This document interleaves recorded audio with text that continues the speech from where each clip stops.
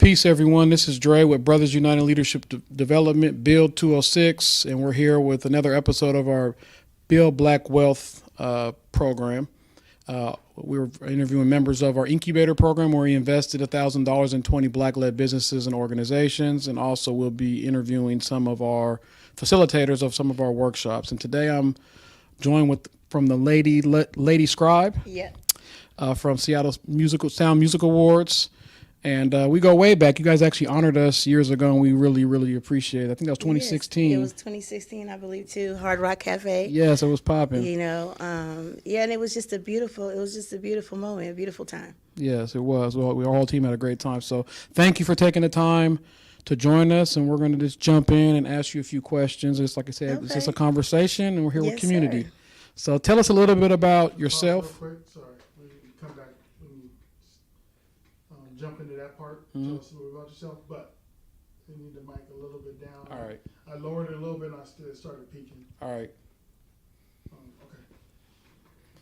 All right, we're going to jump into these questions. Yes, sir. Can you tell us a little bit about yourself and the industry that you're in? Well, by day, I am a publicist. I'm also an event planner and travel agent. So I realized early on with public relations and journalism, I wasn't really getting paid in the front. You know, you get paid on the back end. So I'm like, shoot, this last minute travel, is a thing. It's a monster. So It was a no-brainer, especially starting to book, travel and planning all these events for our clients and stuff. So it was like, let me just incorporate that into what we do here. Because at the time, there wasn't any black PR firms here representing, especially our stories at the time. So explain a little bit about what you do in that realm. Okay, my background is journalism, communication. I was pretty much the reason why Cube 93 at the time, Ackerley, hired their first black voice jockey. So we put the pressure on. Like I literally was putting the pen to the paper, writing, boycotting, letting them know, hey, you're right down on Lakeview, what's good? Like, I want you guys to be able to come right up the street to Jackson, be a part of the Black Community Festival, show your face. The language started changing a bit. So when you think about public relations, you're thinking about branding, you're thinking about marketing, you're thinking about your brand personality. So their brand personality was changing because I was, into George Michael and Debbie Gibson and, everybody else was listening to K-Fox. But then all of a sudden I'm like, hey girl, go girl. I'm like, wait, y'all black people down there? Not at all. Just our lingo, and I felt that you can't have that without having us there. We needed representation. Right. And it changed the game for Q. That's what's up, man. That's amazing. Did you always want to work in this industry, like growing up? Is this something that you kind of just fell into, or did you always kind of want to be in this lane, or what? I have a love affair with music. I got that thing bad. I tell my kids, my oldest now, like he reminds me all the time because he has a baby now, I have a grandson. And he's like, Mom, remember you told me my big brother was music, like my first relationship, your first, my first everything was music. I said, yes, I remember I told you that. He said, that's mine too. And I just love to see that because it was just a way for me to be able to be expressive. I didn't used to be this expressive. I was an introvert, nothing but, it's not you, it's me, And then when you get trampled over so much, it's like, I'm here, right? So I'm a spoken word artist. I write, I do poetry, and that's what translated into just the journalism because when it was that same authenticity, when I say it's off the record, it's off the record. Right. And when black artists and entertainers used to come here because they used to come here, y'all. They didn't pass over us, go to, from Oregon to Vancouver. They actually would have tour stops here. Right. And they didn't see any of us, and especially in media. Right. And I did a lot of damage control. I did a lot of, making sure they had some soul food, home cooked meals, got a chance to see the community, get out of the downtown area or Bellevue area. Right. And with that, they're like, you should think about public relations because we need someone in that realm, that's trustworthy, that can actually keep positive messages going. And I wasn't interested in being a Wendy Williams. We already had her. I don't find no pleasure in tearing nobody down. So Right. I wanted to share our stories, the positive ones that we are just now beginning to see just a little bit of. Right. Dope. What motivated you or continues to continue to work that you do, and like who or why? You shared a little bit about like your grandchild and the community and stuff like that, but I want to give you an opportunity to like who and what do you do it for? That would be my mother and my family and my father. Rest in peace. Today's his heavenly birthday. But my mom was the first black modeling agency in the Pacific Northwest. She was located at 2214 South Jackson Street, right where they have done, the rebuild with the gentrification, Right. It's difficult for her to even go down there anymore, down the block. But I remember coming from Garfield, even when I was at Washington walking over there. She was there for 30 years next to Fanny's Boutique and Fat Mama's, on the corner. And just to see their hustle, I remember, seeing politicians come through, they would rally, for our votes, but it was a trickle down process. Those Right. monies never came back through. I remember her giving her last, and I used to tell her, like, what are you doing? This person, if they're going to Barbizon and if they're going to these other businesses, they're not going asking for food, Right. and they're not going asking for, $10 for Pampers. Or I used to be so mad because we didn't have it. Right. And then she would be like, because they can't. But they can here, and that's the difference. And so when I just learned so much from her and her love of community and her grace, I'm still working on the grace part, but, because I wear my heart on my sleeve, so Right. I'm a little bit more vocal than her. But just her grace and her love of community, of her people, and not, it's her integrity. And I always wanted to do that. And I used to say, oh, you know what, Mom, whatever, I'm going to go do this. I'm going to be in LA. I'm going to go, New York or something. And here I am still in Seattle. Got this love affair with the town, too. Everything I told her I didn't want her to do, I did, Right. and still do. And she can gladly say, I told you so, So that's really it. And, yeah, my family, my kids, they already know. Like, it's a legacy here. I want to make sure that all of her hard work, everything that we've put in, doesn't die in vain. Yeah, and I heard you say this is the anniversary of your father's passing, so I want to acknowledge that, and I appreciate you coming and spend Thank time with you. us on that day. I know those anniversaries are difficult at times, so I appreciate you making time to come. That's be why a it was part so of the community. important Yes, thank, to be here. yes, thank you. And it Yeah. sounds like the fruit doesn't fall far from the tree from what your mom was doing and the legacy that Thank she you. built and what you're trying to build for the next generation and Yes, so sir. on and so forth. So big up to moms for the Yeah, work that thank she you was so doing. And much. really, and like you said, we don't gotta operate how everybody else operates is what I heard you say. It's like, Yeah. hey, they don't have to go there, but they can come here because this is a Yeah. community. So we're gonna help each other out. When people see charcoal, it's like they run. We could be in the grocery store, the doctor's office, we could be at an event, and they will share stories of. And I'm like, I get people who say some things about me too, but the depth of what they say Right. of her impact in their lives it's just incredible, and I want that. I don't want to just be here to be here. It's only a handful of us here in Western Washington, so we got to make sure that, for me, I don't want my kids to feel like they have to leave to LA or Right. go, to New York or Atlanta. Right. They feel like their creativity and their growth is strangled here. Right. So with that, it's like, what can we do to see them graduate, go to college here, and really pour back into the town? What can we do to make them stay? Yeah, and put the roots down here. So I know it sounds like you've been involved with a lot with your family and just on your own journey, but describe your journey towards success and what has been some of the biggest lessons learned. Ooh, my journey towards success would be the revelations of like material things and money, and that used to be it. Like, I'm not talking, I don't want to, like, my time, like, you got to pay me, even though I've done so many different things, for free or bartering, because, but it was just the focus. The focus was like, the money, I got to get the money, I got to get this.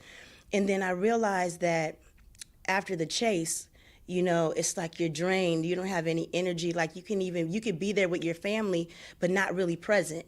Like, I'm there, I'm working from home, but I'm not approachable. Right. And that wasn't success to me. The other part of it was because I always said that I wanted to make sure that I would do the same as my mom, work for myself, but it was for my time. Because having children, I didn't want to have to ask the boss, can I go? My son, needs me at school, or he got hurt, or I can't, I'm not asking permission for that. Right. I'm going to go. So I don't want to let nobody down either. They want some good workers. Yeah, I'm not them. I'm not 2 weeks in. I'm not going to give you no warning. Right. I'm out, So, with that, it's like, that's what changed to me. It wasn't a tangible thing that success was. It's no longer buying the house and doing this.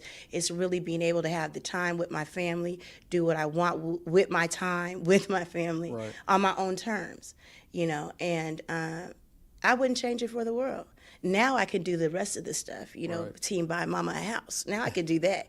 But prior to that, I wasn't even in the frame of mind God wouldn't even have blessed me with that, because I wouldn't have been able to really value it. Right, and that's part of what we're doing with this initiative is with Build Black Wealth is really to have conversations around, create spaces to have conversations. So we do a number of different types of workshops, and one of the themes have been, it doesn't matter how much money you make, it's really what you do with it, right? Yes. You know what I'm saying? And what decisions you make can have long-term or short-term impacts, but then understanding, kind of breaking down like the socialization that's gone on with what they tell us we should value.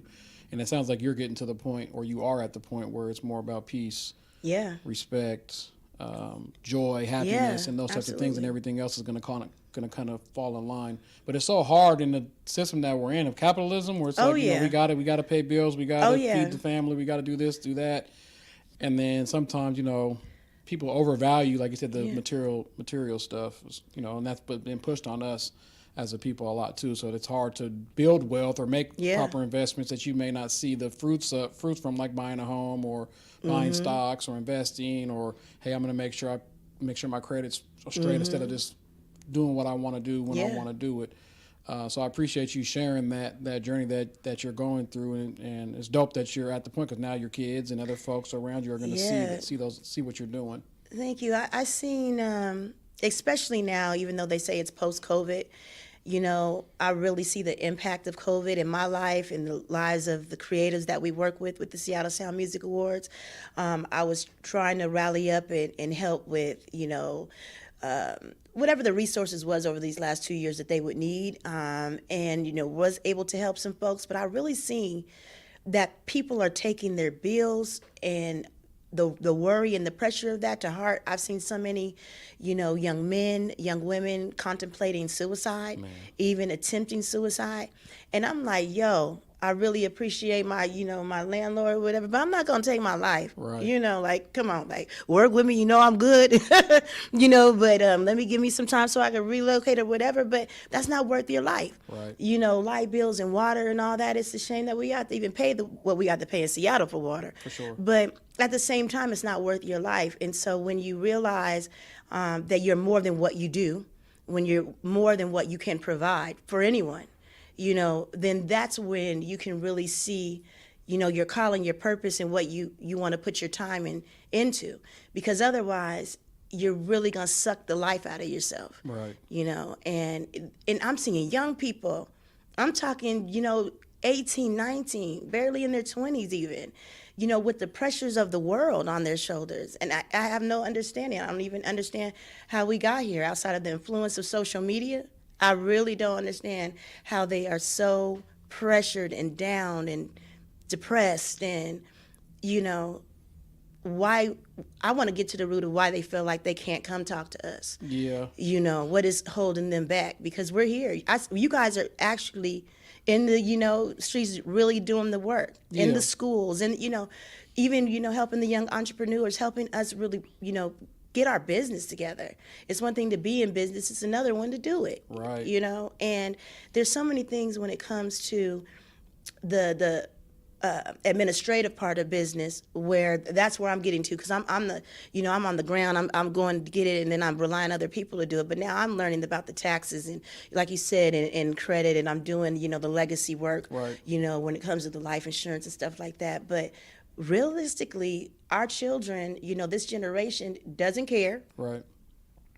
They don't even care about themselves, because, like I said, they don't value life. And whatever the reason is, even with our arms wide open, they feel like they can't come talk to us. And I'm just trying to figure out Yeah, and what that is. what I'll add to that space is the kids are reflections of adults, right? Mm-hmm. You know what I'm saying? The society, you know, they're not learning the behaviors that they learn from themselves. It's being taught. And I can even speak in this for me growing up. Like I was so in a rush to try to grow up. I want to be grown. Yeah. And now I'm grown. It's like I want to be a kid again, right? Yes, You know what I'm saying? yes. So it's just amplified now in the amount of connection they got and action to like phones and social media and stuff. Sometimes you throw stuff out there, it's never coming back. You know, you Yeah. can do things that can never come back. But really, like I said, it breaks down to, I mean, you even talked about your journey, right? It really comes down to self-worth, self-value, self-esteem. Yep. With a lot of it, and you know the decisions that are made, and so sometimes it's hard for folks. And like I said, sometimes some folks are available. I think some people are available, but I think some people aren't necessarily available Yeah. for the kids, or they expect kids to be grown-ups. And you know, we advocate just to allow kids to be kids. You know, Yeah. like my son's 14. It's like, hey man, you don't need a job. I mean, if you want to get a job Yeah. to get skills or whatever, but Yeah. sometimes we're pushing them into areas that they Yep. don't necessarily need to be at this point. They need to just be able to have fun, go to school, get their education. If they play sports, it shouldn't be for fun. We shouldn't be trying Yeah, to push. right. We shouldn't be trying to push like you're going to the league and making it overly stressful. Life is stressful enough. So I appreciate you shouting out the work that we're doing. There's a number of other people that are out there that have been doing work. I'm sure you're doing work. You know, that's really, you know, the essence of it. The difference is a collective of black men. That is what it is, to be clear. So everybody understands the difference. There's a lot of people out here, and there's a lot of for themselves. Yeah. But as a collective, and to really have done it, how is it? 5 years? Is it? Oh no, it's supposed to be 10 years in Oh, 2023. No, I'm saying as far as like I'm seeing more of the social media present, more of the like the meetings, getting like the community, like all the events. Oh yeah, I mean it's we're growing. Now, see, with that, like I'm seeing the response of other black men in the community, Right. you know, responding to that. And, you know, young black boys and athletes, all these guys are like, okay, you guys are leading by example. Right. And that's what I scream all the time is I just think about, like, I'm, if you follow me, you probably see some of my rants, because I'm like, we have a lot of black affluent here. And I always said, I feel like when they get here, they have to sign a silent little piece of paper that say, if you come here, you can't mess with your community. Now, you can go to the barbershop now. Right. You can go to the salon, but you can't mess with your community. You can't go to the events. You can't do none of that. You're over here at Sally's event now, okay? And that's where you're going to be. That's where you're going to raise your money, and that's where you're going to do your likeness at. It's crazy as many times if I see the smiles and take the selfies and, yes, we're going to work with you and all that, and then there's no reply to the emails, there's no none of this. For you guys to really take the time, not only for myself, but for other businesses. I didn't even know, you know, rest in peace, about the Postman until you guys had the incubator program. Right. You know what I'm saying? To be able to bring 20 of our businesses, and we're here in the same, you know, city doing stuff, we really were able to connect, you know, in a way that I hadn't seen. Like, you guys really gave us life at a time where we was really trying to figure it out. You know, $1,000, that was like $1 million.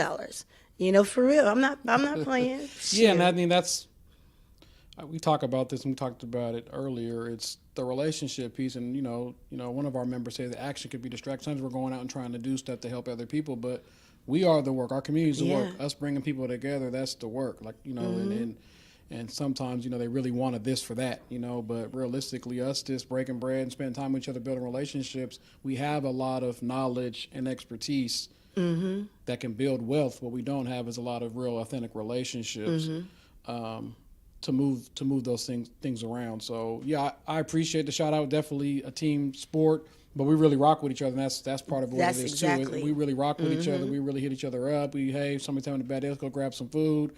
You know, I got questions about being a dad or whatever. So I mean, it's really authentic. We're really friends first, and then the work is secondary. That's you know what a I mean? beautiful So thing. right, and so it's like that's the model. Instead of us just coming together as a coalition to say, hey, we're going to go do transactions. No, we're going to be transformational, and transactions are going to come from that. So.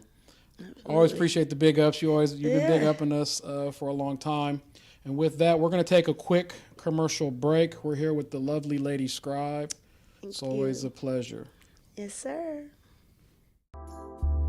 Get informed about your rights as an employee working in the city of Seattle. Check out Build's labor law information at www.build206.com/labor standards today.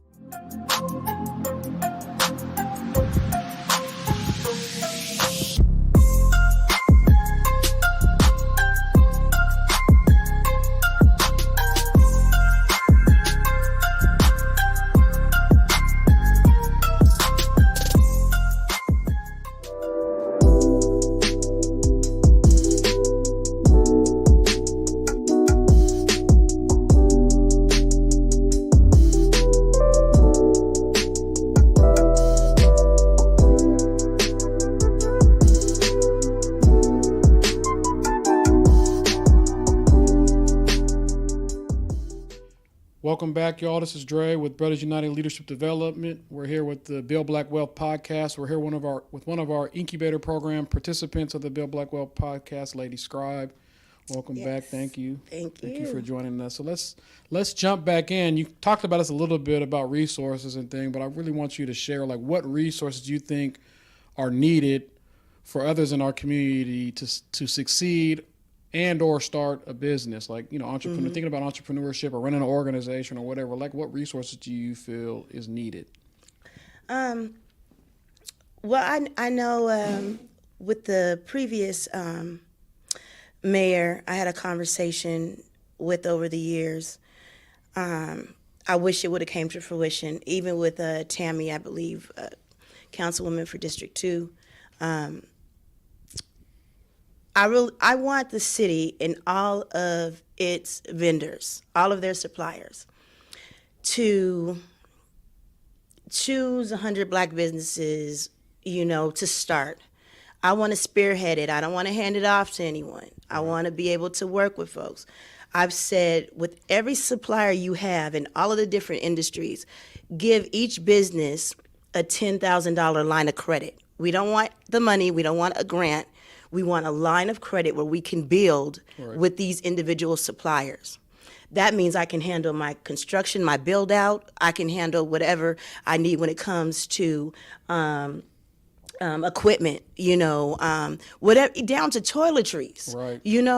The same way they run City Hall and everything that they need in there to operate, everyone that they partner with, they can allow us to have a $10,000 or even $5,000 line of credit, get 100 black businesses and 100 suppliers and put us to work. Right. That right there, we're not using personal credit, so I don't want to hear about all that. We're going to go off the basis of, just like you would do a grant or whatever, the validity of that business, and just say, shoot, go get it, go handle it, do what you do. If you fail on your payments, then you're X'd out. Right. We need some tangible things. We also need to that's going to help us be able to leverage when it comes to real estate. We're not in a position to buy. We have no large, relationships with banks in this way, and this would instantaneously put us in a position to win versus give me a building or give me this or give one person something, trying to service all of these different people. No, we don't speak the same language. We don't have the same goals. This is something that could really be done, and I have yelled to the highest ceilings, but I believe they probably have done it internally for themselves. Maybe it's a pilot program. We don't know, and it will come to us. But seriously, that's what it is. And, I dedicate my 2023 to that, just going around to different businesses and asking, how much are you willing to give a black business a line of credit? Right. And it changed. If we don't have that tangible dollar in our pocket, but we know we can open up shop, there's no reason why we couldn't be successful and turn over that dollar. Right. But that's a dope ideal. The one thing I would add is the education and mentor component. Because yes. Like you said, we don't want to just be like, oh, you default, you're out of there. We want to actually set you up to make sure you understand, hey, your taxes, hey, your bookkeeping, hey, and then if you choose not to engage in learning, then that's it. Then that's on you. But the problem is we've been excluded from learning this information to begin with. Sometimes our parents don't know it. The schools definitely aren't teaching it to us. And so we've been systematically excluded. That's part of why we're doing this Build Black Wealth initiative is I think, if you push this or continue to push this, I think making sure that mentorship, the education Yes. piece is there, because people got to learn how to cross the T's and Absolutely. dot the I's. Otherwise, they're going to default. And Yep. then it's gonna be like, oh, look, Absolutely. this is why we don't give you nothing. Right, That's how they do it. absolutely. And definitely, I actually, was looking at two of the things that I had known more about what I want to implement in that was money management and time management. Both critical. Yeah, because I'm like, I came on time today. Like, I feel so good. You don't understand. Like, I really be having great intentions. My mom said it don't mean nothing.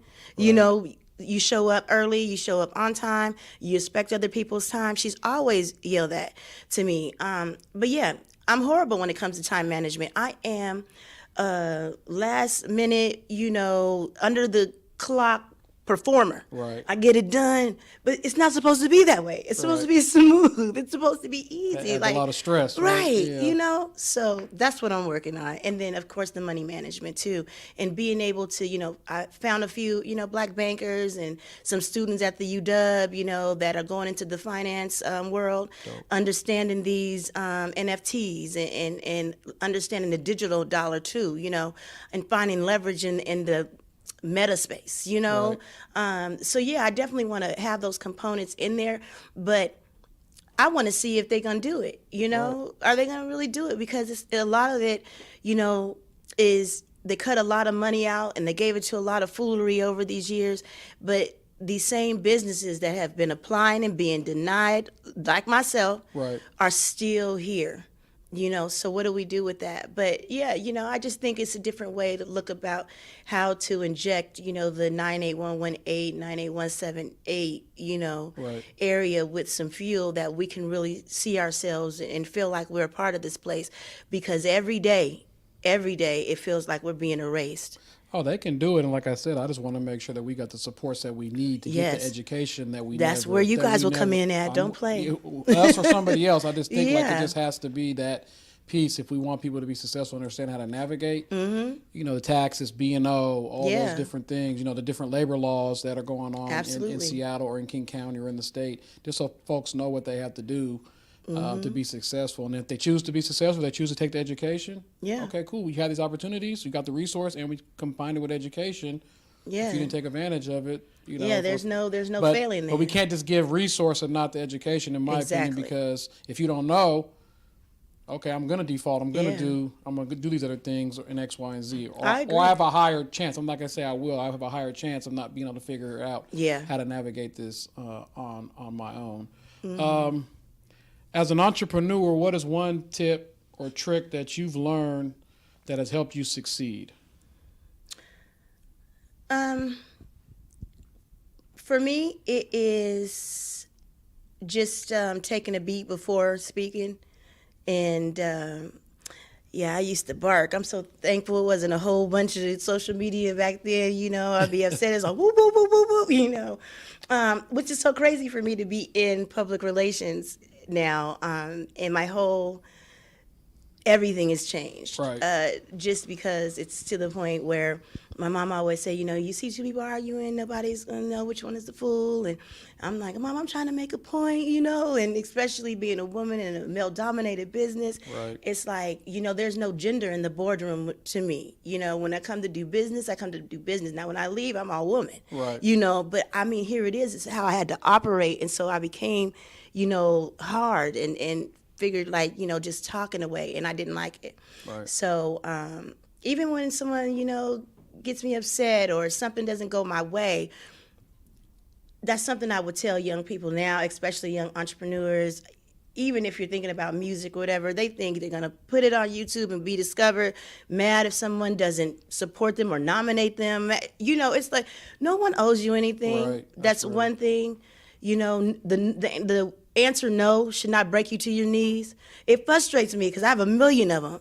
But then I think about all I need is one yes, like the the cheeseburger. All I need is one. So if I'm gonna just get one, I'm gonna be pleasant about it, and then it removes the power that I put in the other person, or the business or whatever I'm doing, because they got me out my jacket acting in a way that wasn't necessary. It is what it is. Move on. Next.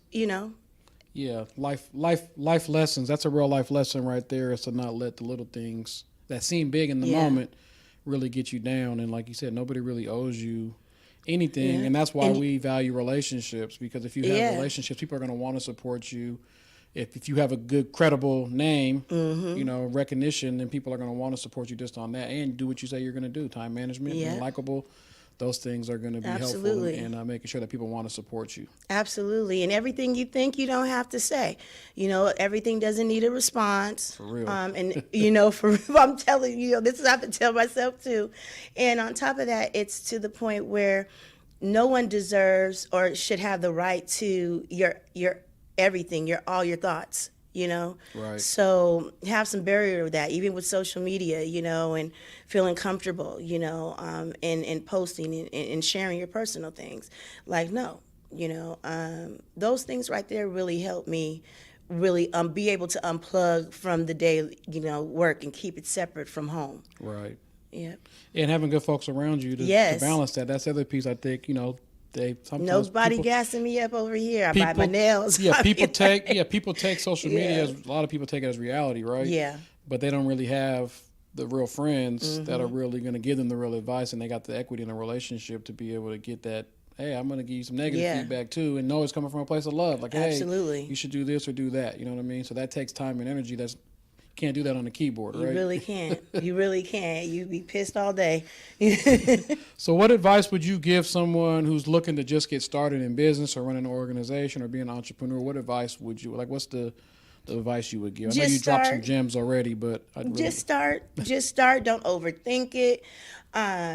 Easily just go on Google and Google a business plan template, download it, start one by one by the name of your business. You can always go back and change it. Just start. You're going to want to make sure that you have that business plan, so when you do get flustered and you can't talk and you really you're nervous, you can just plop that down or send it in a PDF file and say, hey, this is my idea.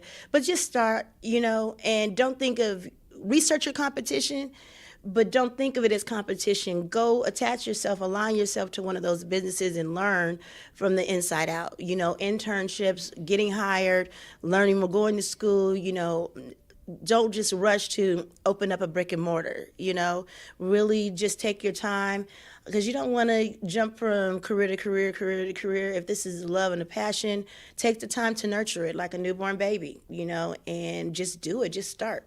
that's key advice. Like Google, like there's Yeah. so much information out there now. Like you don't got to go to the library. You don't got to Yeah. go to college. You can YouTube University. You can Google stuff. For real. You can really learn a lot of information and figure things out. There's a lot of stuff that's already there that you can just plug into. There's a lot of information out there that folks can plug into and navigate. You don't got to start from the ground up. So.